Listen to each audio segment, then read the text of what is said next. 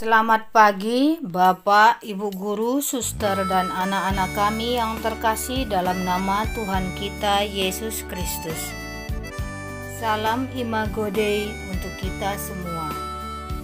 Selamat bertemu kembali dalam ibadat singkat kita pada hari ini, Jumat 7 Mei 2021.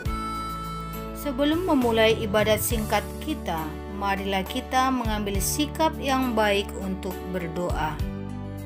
Dalam nama Bapa dan Putra dan Roh Kudus. Amin.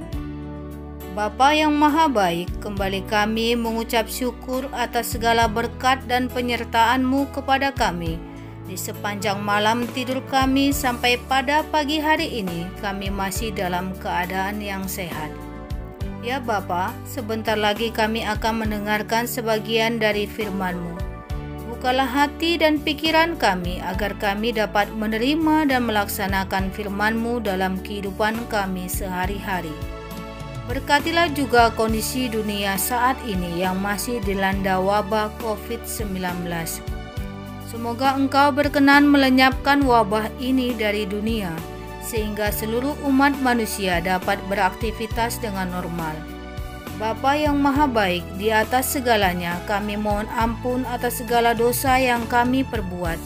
Kiranya dosa kami tidak menghalangi berkat-Mu kepada kami. Doa ini kami sampaikan melalui perantaraan Yesus Kristus Tuhan kami yang hidup dan berkuasa sampai selama-lamanya. Amin. Dalam nama Bapa dan Putra dan Roh Kudus. Amin. Bacaan Injil hari ini diambil dari Injil Yohanes 15 ayat 12 sampai 17. Dalam amanat perpisahannya, Yesus berkata kepada murid-muridnya, "Inilah perintahku, yaitu supaya kamu saling mengasihi, seperti aku telah mengasihi kamu. Tidak ada kasih yang lebih besar daripada kasih seorang yang memberikan nyawanya untuk sahabat-sahabatnya. Kamu adalah sahabatku, jikalau kamu berbuat apa yang kuperintahkan kepadamu. Aku tidak menyebut kamu lagi hamba, sebab hamba tidak tahu apa yang diperbuat oleh tuannya. Tapi aku menyebut kamu sahabat, karena aku telah memberitahukan kepada kamu segala sesuatu yang telah kudengar dari Bapa-Ku. Bukan kamu yang memilih aku, tetapi akulah yang memilih kamu. Dan aku telah menetapkan kamu, supaya kamu pergi dan menghasilkan buah, dan buahmu itu tetap, supaya apa yang kamu minta kepada Bapa dalam namaku, diberikannya kepadamu. Inilah perintahku kepadamu, kasihilah seorang akan yang lain." Demikianlah sabda Tuhan. Terpujilah Kristus. Bapak, Ibu, Guru, Suster, dan anak-anak kami yang terkasih, dalam bacaan Injil tadi dikatakan, tidak ada kasih yang lebih besar daripada kasih seorang yang memberikan nyawanya untuk sahabat-sahabatnya. Kata kasih dan sahabat, dua kata yang memiliki hubungan yang erat. Dalam kasih ada sahabat, dalam sahabat ada kasih. Semua orang pasti memiliki sahabat, dan kita pasti pernah mengatakan hal ini kepada orang lain. Kamu sahabatku, aku dan kamu bersahabat, kita bersahabat. Apa itu sahabat? Sahabat adalah seseorang yang dapat memahami kita, selalu ada di saat suka dan duka, mau menerima kelebihan dan kekurangan kita, dan mau menegur kita untuk kesalahan yang kita lakukan. Amsal 27 ayat 6 mengatakan, "Seorang kawan memukul dengan maksud baik, tetapi seorang lawan mencium secara berlimpah-limpah." Apa yang ingin disampaikan? Bahwa seorang sahabat itu berani memberikan penilaian sesuai dengan realita. berani mengatakan salah jika salah, berani mengatakan benar jika benar.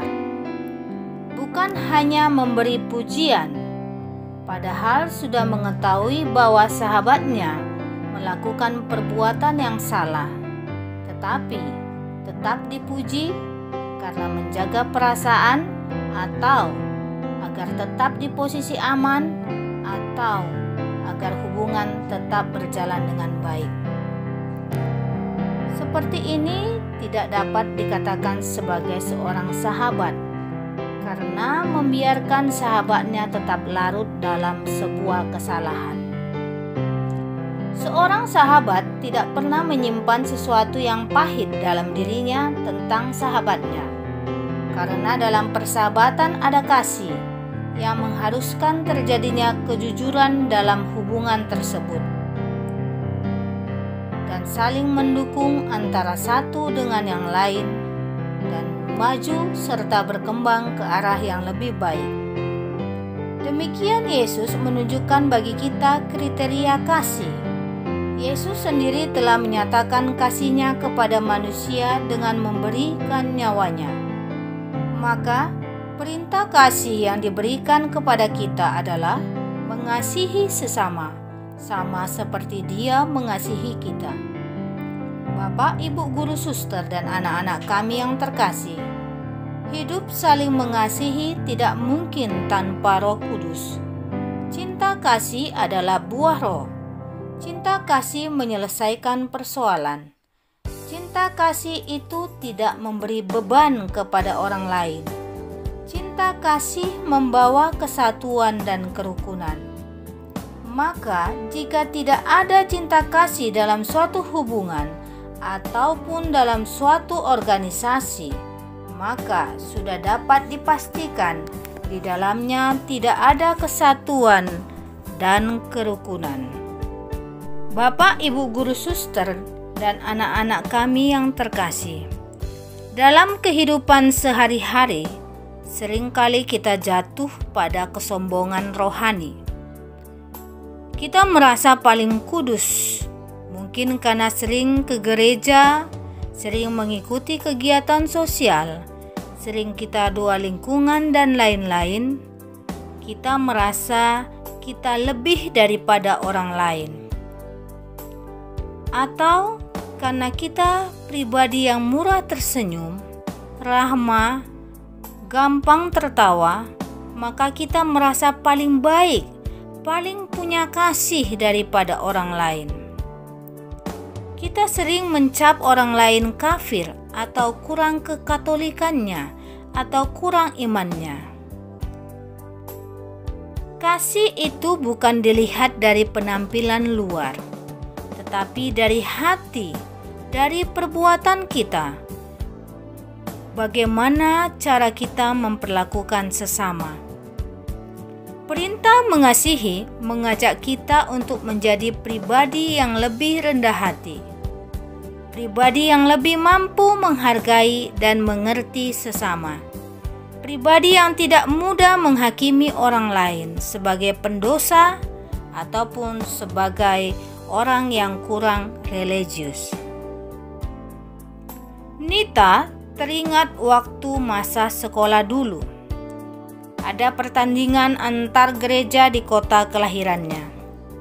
Salah satu pesertanya adalah gereja yang jemaatnya terkenal dari kalangan elit.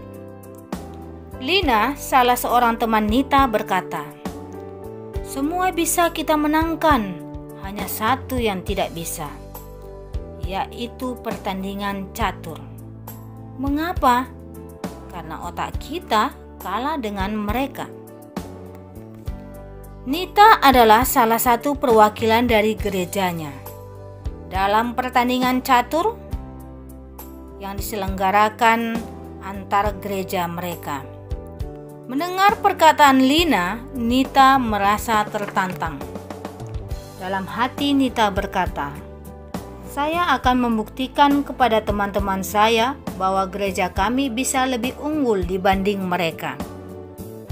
Tahap demi tahap dalam permainan catur, Nita menangkan, sampailah dia di babak final. Nita melawan wakil dari gereja elit tersebut dan berhasil mengalahkannya.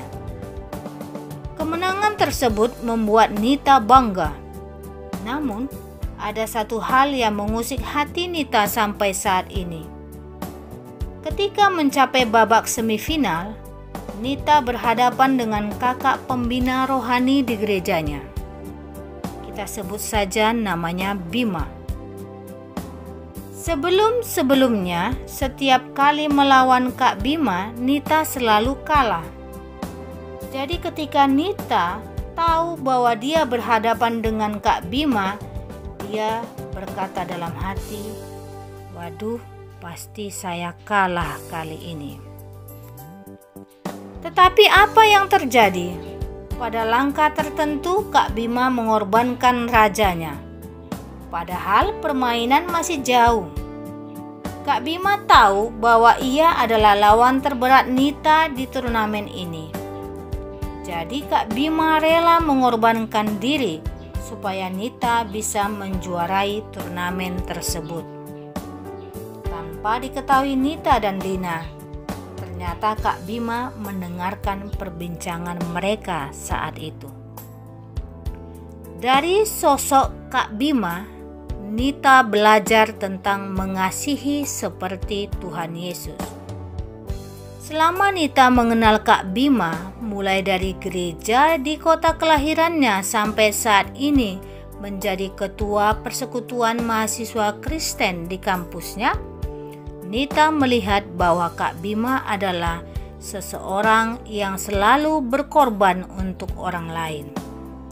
Dia selalu memberi jalan supaya orang lain bertumbuh dan menikmati kenyamanan. Walaupun untuk itu dia harus berkorban, seperti pada turnamen catur tersebut. Orientasi hidup Kak Bima adalah orang lain, bukan dirinya sendiri.